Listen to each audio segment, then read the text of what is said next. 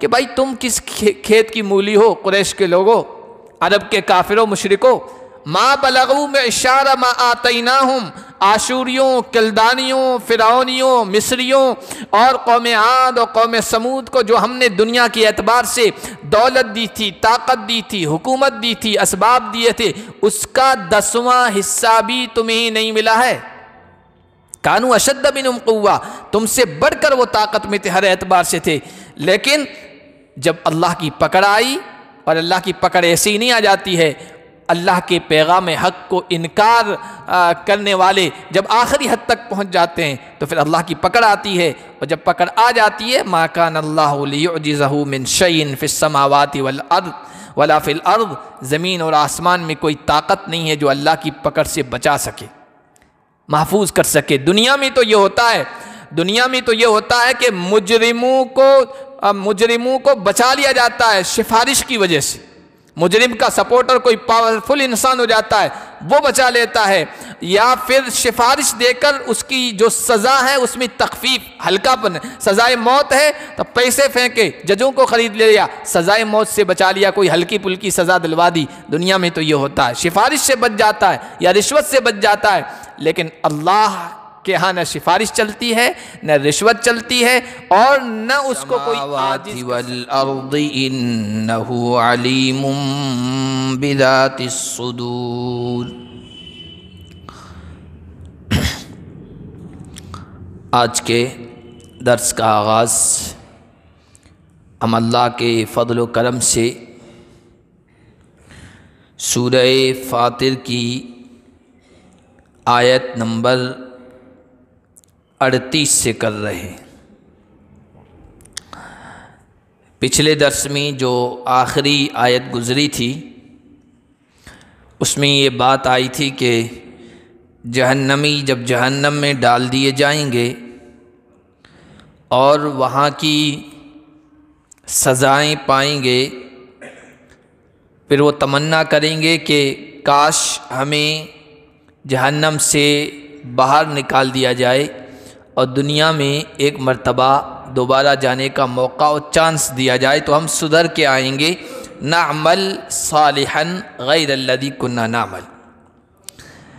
تو اللہ تعالیٰ نے بیان فرمایا کہ سدھرنے کا موقع ہم نے دے دیا تھا، اتنی عمر اور زندگی میں اتنی مہلت دی تھی کہ جس میں نصیحت حاصل کرنے والا نصیحت حاصل کر سکتا تھا، لیکن تم نے نہیں کی، اب اپنے ظلم کا، نافرمانی کا مزہ چکھو۔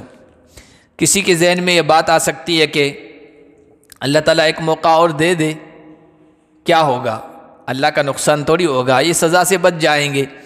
تو اللہ تعالیٰ نے اس کا جواب آج کی آیات میں دیا ہے، ان اللہ عالم غیب السماوات والارض، اللہ زمین اور آسمان کے غیب کو، چھپی ہوئی باتوں کو جاننے والا ہے، اس کے علم میں، اس کی جانکاری میں سب چیزیں ہیں، اس لیے کہ انہ علیم بذات الصدور، وہ دلوں کی دھڑکنوں سے واقف ہے، لوگوں کی نیتوں سے واقف ہے، لوگوں کے ارادوں سے واقف ہے، اور لوگ کیا کرنے والے ہیں وہ سب اس کے علم میں ہے۔ ان کا جو مزاج ہے اور ان کی جو طبیعت ہے وہ بدلے گی نہیں، ان کو اور موقع دے دیا جائے نا، ابھی تو کہہ رہے ہیں کہ ہم نیک عمل کر کے آئیں گے، سدھر کے آئیں گے، لیکن یہ اپنی پچھلی عادت پر لوٹ جائیں گے۔ وَلَوْ رُدُّوا لَعَادُوا لِمَا نُهُوا عَنْهُ وَإِنَّهُمْ لَكَاذِبُونَ۔ دوسری جگہ اللہ نے فرمایا یہ جھوٹے ہیں، اگر ان کو ایک مرتبہ لوٹا بھی دیا جائے نا وہی کر کے آئیں گے جو پہلے کرتے تھے۔ اس لیے یہ تو صرف ان کا دعویٰ ہے کہ ہم سدھر کے آئیں گے، سدھرنے والے نہیں ہیں۔ علیم بذات الصدور، ذات کا یہ کہنا ہے۔ اور اگر ان کو سدھرنا ہوتا نا تو هو الذی جعلکم خلائف فی الارض، اللہ نے تمہیں زمین میں خلیفہ بنایا، جانشین بنایا۔ ان سے پہلے بھی تو قومیں گزری ہے اور ان سے پہلے لوگ گزرے ہیں، ان کو اللہ تعالیٰ نے سمجھانے کے لیے نبی بھیجے، رسول بھیجے، پیغمبر بھیجے، سمجھانے والے آئے، لیکن ان کی سمجھ میں بات نہیں آئی، انہیں نبیوں کی مخالفت کی، پیغام حق کا انکار کیا، سب کچھ کرتے رہے، اور پھر اللہ کی گرفت میں آئے، پکڑ میں آئے، اور اللہ کی سزا میں مبتلا ہوئے، عذاب میں گرفتار ہوئے۔ ان کے سامنے سارے قصے، ساری کہانیاں ہیں، اور ساری ہسٹری، ساری تاریخ ان کو پتہ ہے ان کے بارے میں. ان کو برباد کیا گیا، ہلاک کیا گیا. ان کے بعد یہ لوگ آئے، ان کے جانشین بنے. تو عبرت کے لیے، نصیحت کے لیے یہ چیز ہی کافی تھی کہ بھائی دیکھو پچھلی قوموں کی روش اور ان کا طرز اپنائیں گے تو ہمارے ساتھ بھی وہی ہوگا جو ان کے ساتھ ہوا ہے. لیکن انہوں نے اس سے بھی فائدہ نہیں اٹھایا. فمن کفر فعلیہ کفرہ ولا یزید الکافرین کفرہم عند ربہم الا مقتا. جو انکار کرے گا، ناشکری کا، ناقدری کا راستہ اپنائے گا تو اس کا وبال اسی پر ہوگا، اور کافروں کو ان کا کفر رب کے یہاں اور زیادہ ناراضگی میں مبتلا کرتا ہے. ولا یزید الکافرین کفرہم الا خسارہ. اور ناقدری اور ناشکری کرنے والوں کو ان کی ناشکری مزید گھاٹے میں، نقصان اور خسارے میں مبتلا کرے گی.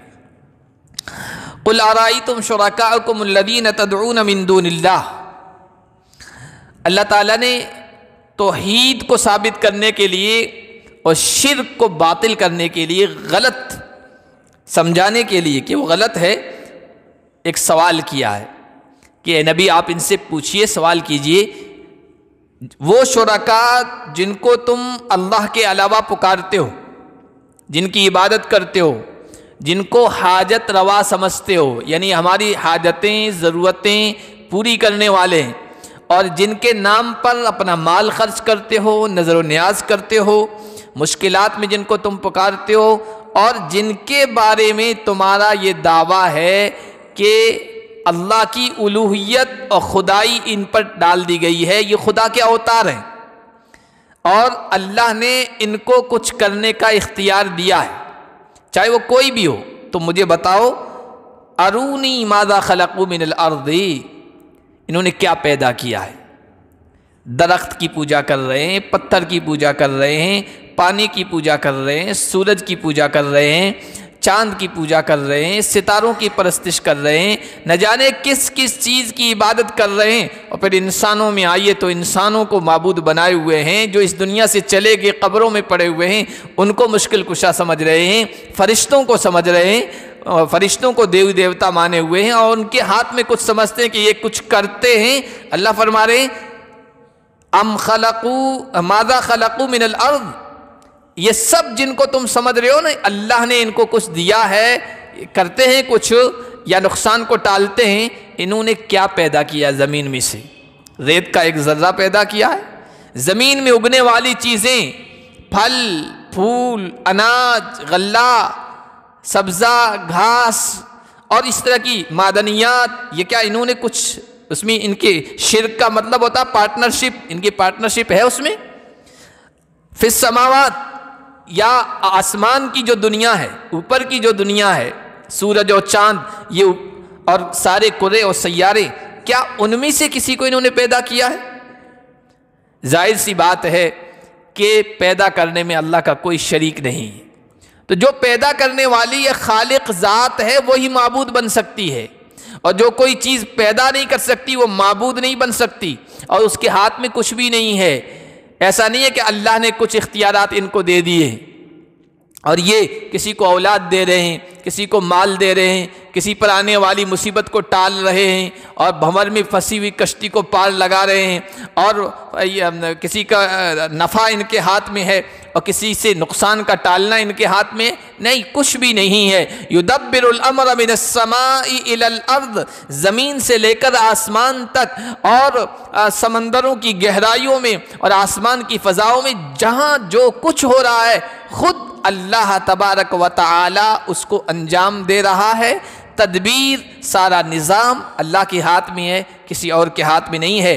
ام آتیناہم کتابا فہم علی بینۃ منہ، یا تو عقل سے بتاؤ کہ عقل کہہ رہی ہو کہ نہیں یہ ان چیزوں کو انہوں نے پیدا کیا ہے اس لیے ہمیں ان کی پوجا کر رہے ہیں، یا پھر نقلی دلیل دو. دو دلیلیں ہوتی ہیں، یا تو عقل تسلیم کرے، اور عقل اس بات کو تسلیم نہیں کرتی ہے کہ اتنے ساری چیزیں الگ الگ خداؤں نے پیدا کی ہے، پیدا کرنے والا ایک ہی ہے. یا نقل کا مطلب آسمانی جو کتابیں ہیں ان میں یہ بات کہیں لکھی ہوئی ہو اور کہی گئی ہو کہ اللہ نے ان کو بھی کچھ اختیار دے رکھے ہیں، اللہ نے ان کو بھی کچھ اختیار اور کنٹرول دے رکھا ہے. ام آتیناہم کتابن کا مطلب یہی، کیا ان کے پاس کوئی کتاب ہے آسمانی، وحی ہے، اس کی روشنی میں یہ کہہ رہے ہیں کہ ہم ان کی پوجا کر رہے ہیں، اس لیے کہ اللہ نے کتاب میں کہا کہ ہم نے ان کو دے رکھا، ان کے واسطے سے ہم تک پہنچو. ایسا بھی کچھ بھی نہیں ہے. اور یہ جو بتوں کی پرستش کرتے تھے نا، وہ یہی دلیل دیتے تھے، ہم اصلاً تو اللہ کی پوجا کر رہے ہیں، اس کی عبادت کر رہے ہیں، اس لیے کر رہے ہیں. ہاؤلائی شفعاؤنا عند اللہ، یہ پاورفل ہیں اللہ کے یہاں، سفارش کرتے ہیں تو ان کی سفارش رد نہیں ہوتی ہے، ریجیکٹ نہیں ہوتی ہے. وَمَا نَعْبُدُهُمْ إِلَّا لِيُقَرِّبُونَا إِلَى اللَّهِ زُلْفَىٰ، ہم ان کی عبادت اس لیے کر رہے ہیں کہ ہم تو گنہگار ہیں، پاپی ہیں، ہماری سنتا نہیں اور ان کی ٹالتا نہیں ہے، اس لیے ہم ان کی اس لیے پرستش کر رہے ہیں کہ یہ ہمیں اللہ کے قریب کر دیں گے، اور جب ہم اللہ کے ان کی طرح قریب ہو جائیں گے تو اللہ ہماری بھی سن لے گا، ہماری ٹالے گا نہیں. تو کہا کہ اس طرح کتاب میں، آسمانی تعلیمات میں کوئی دلیل نہیں ہے.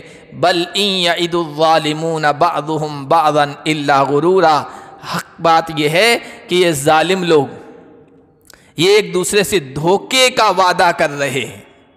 ان کے جو بڑے لوگ ہیں مذہبی اعتبار سے، چودراہٹ کے اعتبار سے، وہ ان کو دھوکے میں رکھے ہوئے ہیں، اور چھوٹے ان کو فالو کر رہے ہیں، ان کی بات مان رہے ہیں. وہ جیسا کہہ رہے ہیں کہ نہیں یہ بھی کرتے ہیں، یا کرنے دھرنے والی ہیں یہ سب سرکاریں، اب یہ بھی مانے ہوئے ہیں، اور یہ دھوکہ ہے. اللہ پر ہمارا یہ سب دھوکے میں رکھے ہوئے ہیں. جس طرح سیاسی بازیگر عوام کو دھوکے میں رکھتے ہیں، 15 لاکھ والا جملہ اور پتہ نہیں کیسے کیسی گھوشنائیں ہوتی ہے، وہ سب دھوکہ ہوتی ہے. دھراتل پر، زمین پر اس کی کوئی حقیقت نہیں ہوتی ہے. اس اعتبار سے یہ بھی بتوں کے بارے میں، اور اللہ کے علاوہ جن کی بھی یہ عبادت کر رہے ہیں اور جن کو پکار رہے ہیں، ان کے سلسلے میں جو کچھ بھی کہہ رہے ہیں نا، یہ سب دھوکہ ہے، حقیقت کچھ بھی نہیں. ان اللہ یمسک السماوات والارض ان تزولا، حقیقت یہ ہے کہ کائنات کو پوری کو سنبھالنے والا اللہ ہے، اور سب کچھ کرنے والا بس وہی ہے. اللہ ہی ہے جو آسمانوں اور زمینوں کو روکے ہوئے ہے، تھامے ہوئے ہے گرنے سے، برباد ہونے سے اور تباہ ہونے سے. وَلَئِنْ زَالَتَا إِنْ أَمْسَكَهُمَا مِنْ أَحَدٍ مِّنْ بَعْدِهِ، اور اگر اللہ ان کو نہ تھامے تو کوئی طاقت نہیں ہے اللہ کے بعد، اللہ کے علاوہ جو ان کو تھام سکے. آپ دیکھیے زمین اللہ تعالیٰ نے پانی پر پیدا کی ہے، اور یہ زمین چکر لگا رہی ہے اور بڑی تیزی کے ساتھ لگا رہی ہے، اور ہمیں احساس بھی نہیں ہوتا کہ یہ گھوم رہی ہے اور یہ حرکت کر رہی ہے. کتنی اللہ کی بڑی نعمت ہے اور کتنا بڑا احسان ہے. اور اللہ کبھی کبھی اس کو کہتا ہے کہ بھائی یہ بڑے سکون سے رہ رہے ہیں اور میری نافرمانیاں بھی کر رہے ہیں اور ناقدری کر رہے ہیں اور ناشکری کے راستے پہ چل رہے ہیں، ذرا حرکت کر. تو ذرا سے 40 سیکنڈ کی حرکت کرتی ہے تو دیکھو کیسے تباہی آ جاتی، کیسے واویل مچتے ہیں. اور حالانکہ یہ زمین حرکت تو کر رہی ہے بڑی تیزی کے ساتھ، نہ جانے کتنے میلوں ایک سیکنڈ میں یہ طے کر رہی ہے. آپ سائنسدانا جو زمین کے ماہر لوگ ہیں نا، بتاتے ہیں نا حقیقت. آج کل سائنس نے بڑی ترقی کی، تحقیق کیجئے کہ پرتھوی کے بارے میں ذرا سرچ کیجئے، وہ کتنے سیکنڈ میں کتنے میل طے کرتی ہے تو پتہ چلے گا. ذرا سی بھی ایک بس تیز رفتاری کے ساتھ چلتی ہے نا تو لوگ کہتے ہیں ارے بھائی کیا ناراض ہو کے آئے ہو کہ مرنا ہے کیا، سب کو مار کے لے کے جانا ہے. اتنی وہ حرکت کرتی ہے، زمین اتنی تیزی کے ساتھ چل رہی ہے لیکن حرکت نہیں کر رہی. اللہ نے اس احسان کو بار بار جتایا ہے.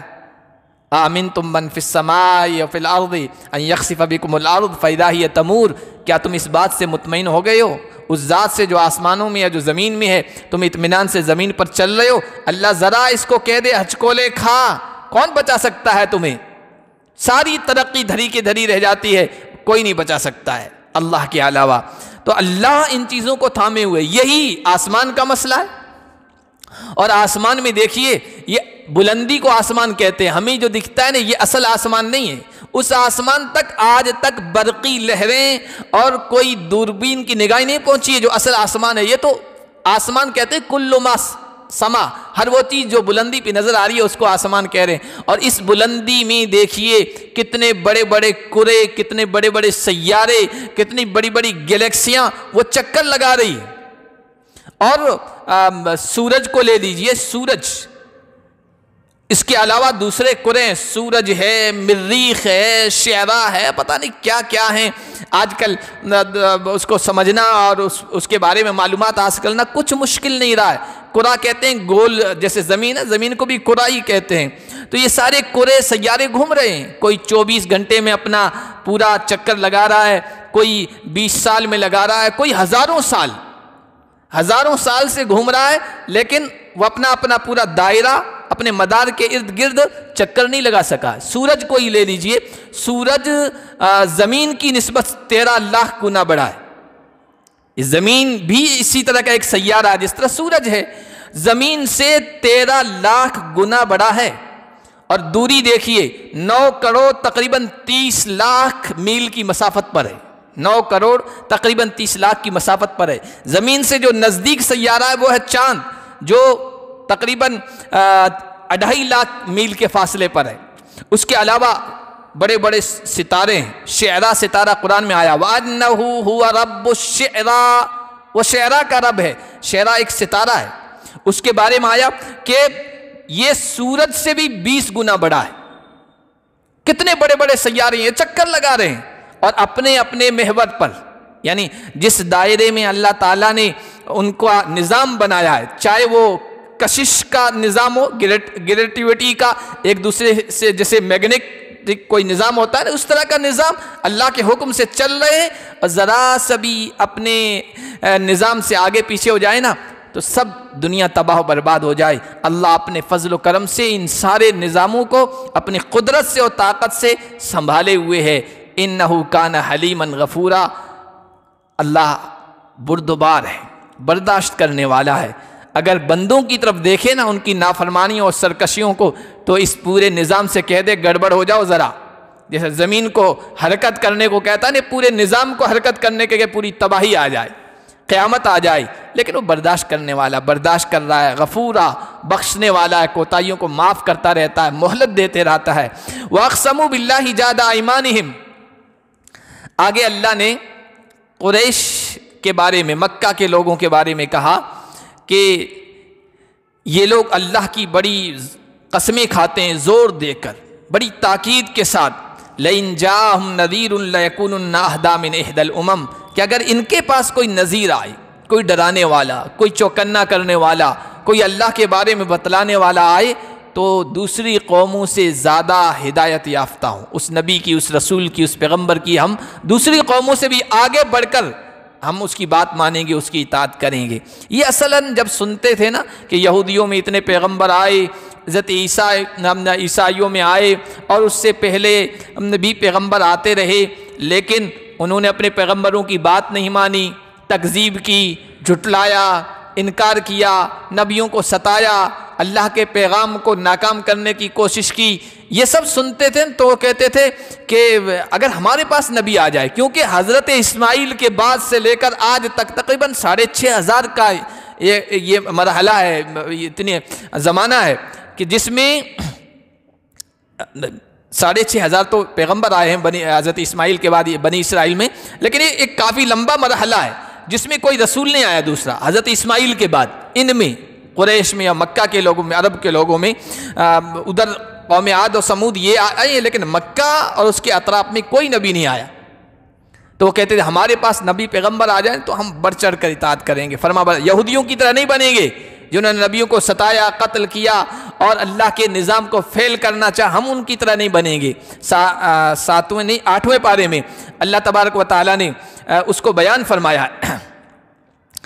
8واں پارہ جہاں آدھا ہو رہا ہے وہاں اللہ نے بیان فرمایا کہ ہم نے یہ کتاب قرآن جو بابرکت کتاب ہے اتاری ہے، تم اس کی پیروی کرو اور اللہ سے ڈرو تاکہ تم پر رحم کیا جائے۔ بعد میں یہ مت کہنا کہ انما انزل الکتاب علی طائفتین من قبلنا، ہم سے پہلے 2 گروہوں پر کتاب اتاری گئی، یعنی یہودیوں پر اور عیسائیوں پر، وَإِن كُنَّا عَن دِرَاسَتِهِمْ لَغَافِلِينَ، اور ہمیں تو آسمانی تعلیمات اور آسمانی کتابوں کے مطالعے سے غفلت تھی، ہم کو تو پتہ ہی نہیں تھا، ہمارے پاس کوئی کتاب نہیں آئی. یا تم یہ کہو کہ اگر ہم پر کتاب اترتی نا تو ہم ان سے زیادہ ہدایت یافتہ ہوتے، لیکن ہمارے پاس نہ کوئی کتاب آئی، نہ کوئی پیغمبر آیا، نہ کوئی رسول آیا، اس لیے ہم گمراہی میں ہیں. تو ہمارا کیا قصور اس لیے؟ تو کہا فقط جاءکم بینۃ من ربکم وہدی ورحمہ، اے قریش کے لوگوں اب تمہارے پاس تمہارے رب کی طرف سے یہ دلیل آ گئی ہے، ہدایت آ گئی ہے، قرآن کی شکل میں رحمت آ گئی ہے، اور نبیوں کا سردار اللہ نے تم میں بھیج دیا ہے. فلما جاءہم نذیر ما زادہم الا نفورا. تو اللہ یہاں فرما رہے ہیں یہ پہلے تو بڑے دعوے کرتے تھے ہمارے پاس نبی آ جائے، رسول آ جائے تو ہم بڑی فرما برداری کا جذبہ دکھائیں گے، پچھلی قوموں کی طرح نہیں ہوں گے. لیکن جب ان کے پاس نذیر آ گیا، ڈرانے والا آ گیا، ما زادہم الا نفورا، تو اور زیادہ بدکنے لگے. بلکہ پچھلے نبیوں کی جتنی لوگوں نے مخالفت کی نا اس سے بھی زیادہ خباثت میں یہ آگے نکلے. پچھلے نبیوں کو اتنا نہیں ستایا گیا جتنا انہوں نے اپنی برادری، اپنے خاندان، اپنے شہر اور اپنی قوم کے اس فرد آخری محمد الرسول اللہ کو انہوں نے ستایا ہے اور پریشان کیا ہے، اور زیادہ بدکنے لگے. کیوں؟ استکباراً فی الارض، زمین میں تکبر کی وجہ سے. تکبر کا جو مادہ ہے نا یہ انسان کو پتہ نہیں چلتا ہے، انسان کے اندر رہتا ہے. میری قیادت، میری سیادت، میری لیڈری، میری چودراہٹ، یہ ان کے اندر تھا کہ اگر ان کی مان لی، محمد کو اگر ہم نے بڑا مان لیا تو ہماری چودراہٹ کا کیا ہوگا، پھر ہمیں کون پوچھے گا. یہ تکبر ان کے اندر تھا. اور اسی وجہ سے آپ قریش کے وہ لوگ جو بات نہیں مانتے تھے نا، ان کی سیرت میں ان کے اقوال، ان کی باتیں نقل کی گئی ہے، وہ یہی کہتے تھے کہ بھائی ان کو مان لیا تو پھر ہم سے کون پوچھے گا. تو یہ تکبر تھا جو پیغام حق کو قبول کرنے میں آڑے آیا. اور دوسری چیز وہ مکر السیئ، بری تدبیر، منصوبے بنائے انہوں نے کہ محمد الرسول اللہ آخری پیغمبر آئے ہیں اور آخری اللہ کا پیغام لے کے آئے ہیں، اس کو کامیاب نہیں ہونے دینا ہے. چالیں چلی، داؤ چلے. اللہ فرما رہے وَلَا يَحِيقُ الْمَكْرُ السَّيِّئُ إِلَّا بِأَهْلِهِ. بری چال، بری پلاننگ، سازشیں، تدبیریں، یہ تدبیر اور سازش کرنے والوں کو ہی اس کا وبال کا سامنا کرنا پڑتا ہے، اس کے وبال کا سامنا کرنا پڑتا ہے. جو کوئی کسی کے خلاف کرے گا نا اس کو اس برے انجام سے ہوشیار رہنا چاہیے. فارسی میں کہتے ہیں چاہ کن را چاہ در پیش. اسی کو حدیث میں یہ کہا گیا کہ من حفر بئرا لأخی وقع فیہ، جو اپنے بھائی کے لیے کنواں گڑھا کھودے گا وہ ایک نہ ایک دن اسی میں گر جائے گا.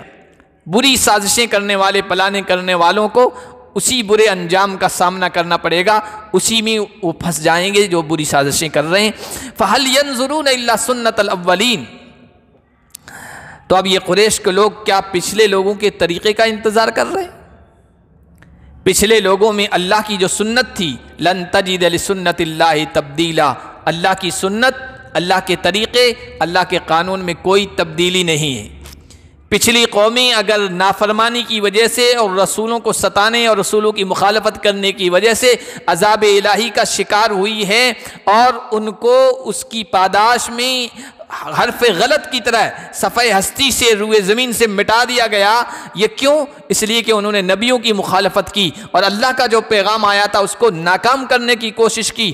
اللہ کا یہ قانون ہے کہ وہ برا کرنے والوں کا انجام برا کرتا ہے، نبیوں کی مخالفت میں اترنے والوں کو سخت سزا دیتا ہے.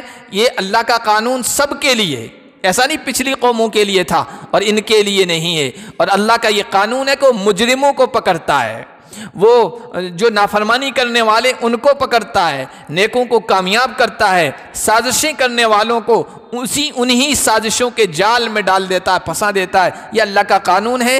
وَلَن تَجِدَ لِسُنَّةِ اللَّهِ تَحْوِيلًا. اللہ کے اس قانون میں کوئی تبدیلی نہیں. ایسا نہیں ہے کہ پچھلی قوموں نے نبیوں کی مخالفت کی، ان کو پکڑا گیا اور قریش کے لوگ جو مخالفت کر رہے ہیں ان کو چھوڑ دیا جائے گا. ایسا نہیں. اللہ کا قانون سب کے لیے برابر ہے. اولم یسیروا فی الارض فینظروا کیف کان عاقبۃ الذین من قبلہم. کیا یہ چلے پھرے نہیں قریش کے لوگ؟ ان سے کہا چلو پھرو دیکھو، اور یہ جاتے تھے. قرآن میں اس کو مختلف جگہوں پر مختلف انداز سے سمجھایا گیا۔ رحلۃ الشتاء والصیف، سردی کے موسم میں کاروبار کے لیے جاتے تھے، گرمی کے موسم میں، سردی کے موسم میں یمن جاتے تھے، گرمی کے موسم میں سیریا ملک شام جو ٹھنڈا ملک تھا وہاں جایا کرتے تھے اور کاروبار کیا کرتے تھے۔ اور جہاں سے گزرتے تھے نا وہاں قوم عاد، قوم سمود، یہ پوری بستیاں تھیں جو اپنے زمانے میں بڑے طاقتور لوگ تھے، بڑی حکومتوں والے تھے، بڑے پاور والے تھے، بڑے ڈیل ڈول والے تھے، لیکن جب اللہ کی نافرمانی پر اتر آئے اور رسولوں کی تکذیب اور انکار پر اتر آئے، کیف کان عاقبۃ الذین من قبلہم، ان کا انجام کیا ہوا؟ کانوا اشد منہم قوہ۔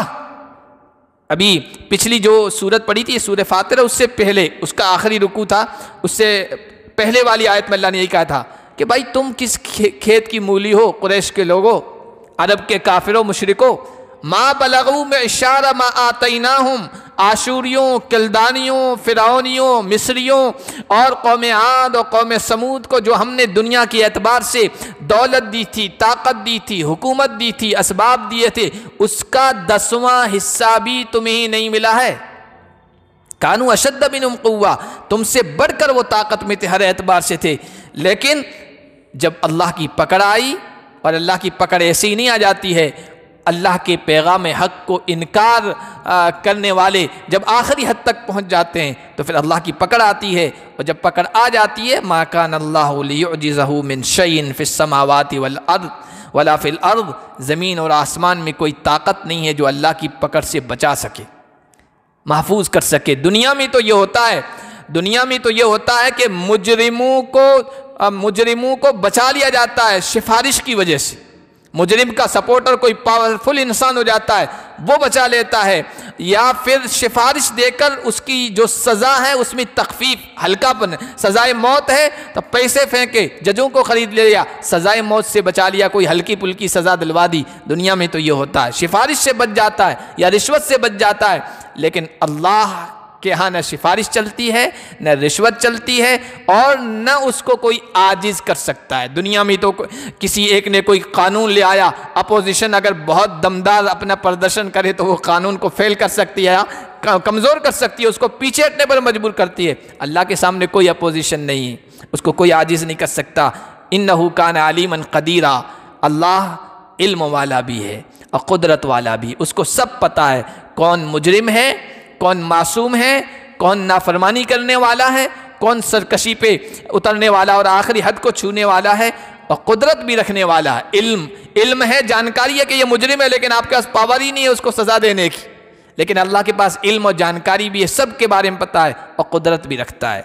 وَلَوْ يُؤَاخِذُ اللَّهُ النَّاسَ بِمَا كَسَبُوا، قدرت رکھنے کے باوجود بھی وہ بہت بردبار ہے، معاف کرنے والا ہے۔ اگر اللہ لوگوں کی پکڑ کر لے، مواخذہ کر لے ان کے گناہوں کی وجہ سے، ما ترک علی ظہرہا من دابہ، اس روئے زمین پر کوئی چلنے پھرنے والا اللہ نہ چھوڑے۔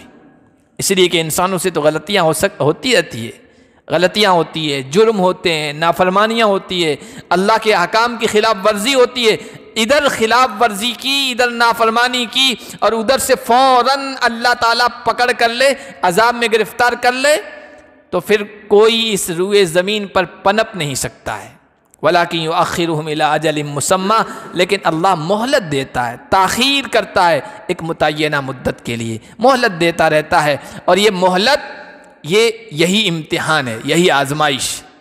اگر کسی زنا کرنے والے کے اوپر آسمانی بجلی گر جائے، جو بھی بدکاری کرے اس پر آسمانی بجلی گر جائے، کوئی رشوت لیتا ہوا دکھے آئے، اللہ کی طرف سے کوئی نہ کوئی فوراً سزا ہو جائے، تو پھر لوگ مان لیں گے فٹافٹ کہ نہیں بھائی یہ نہیں کرنا ہے، یہ ہو گیا دیکھو، پھر آزمائش نہیں رہے گی، پھر امتحان نہیں رہے گا۔ اللہ تعالیٰ مہلت دیتا ہے، اسی میں انسانوں کی آزمائش ہے، اسی میں مہلت ہے۔ جو سدھرنے والے نے وہ کہتے ہیں دیکھو فلاں نے بھی کر لیا کچھ نہیں ہوا اس کا، فلاں نے بھی یہ کر لیا اس کا کچھ نہیں ہوا، یہ اس طرح وہ اس کا موقع کا غلط فائدہ اٹھاتے ہیں اللہ کے ڈھیل دینے کی وجہ سے۔ لیکن جب وہ متعین وقت ہے، ڈھیل کا وقت ختم ہو جاتا ہے، اذا جاء اجلہم، جب ان کا متعینہ وقت آ جائے گا، فإن اللہ کان بعبادہ بصیرا، تو اللہ اپنے بندوں کے بارے میں اچھی طرح سے دیکھنے والا ہے، اس کو سب پتہ ہے کون مجرم ہے، کون فرمانبردار ہے، کون سرکش ہے، کون صحیح راستے پر چلنے والا ہے۔ مدت جو ڈھیل ہے، جو مہلت ہے، اس کی مدت ختم ہو گئی، پھر اس کی پکڑ آتی ہے۔ اس کی پکڑ ایسا نہیں ہے کہ کسی مجرم کے بجائے دوسرے کو پکڑ لیا۔ دنیا میں تو یہ ہوتا ہے نا، اصل مجرم ہیں وہ پتہ نہیں کہاں کہاں پھرتے رہتے ہیں، بیچارے دوسروں کو ڈال کر جیل میں ڈال دیا جاتا ہے، تھانوں میں بند کر دیا جاتا ہے، ماحول ٹھیک ہو جائے۔ بھائی جن کو پکڑا ہے ان کی وجہ سے ماحول ٹھیک ہوگا، دوسروں کو پکڑنے سے کیا ہوگا؟ تو دنیا میں تو یہ ہوتا ہے کہ مجرم کی جگہ غیر مجرم کو پکڑ لیا، جس کو سزا ملنی چاہیے وہ تو بچ جاتا ہے، دوسرے پکڑے جاتے ہیں، اس لیے کہ ان کو پتہ ہی نہیں ہوتا کسی کو کہ کون اصل مجرم ہے، لیکن اللہ سب کو دیکھ رہا ہے۔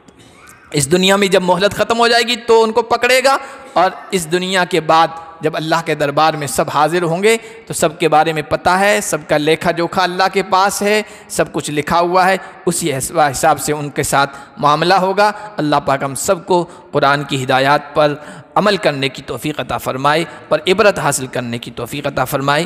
سورۃ الفاطر مکمل ہو چکی ہے، اگلا درس انشاءاللہ سورہ یاسین سے ہوگا۔ سبحان اللہ۔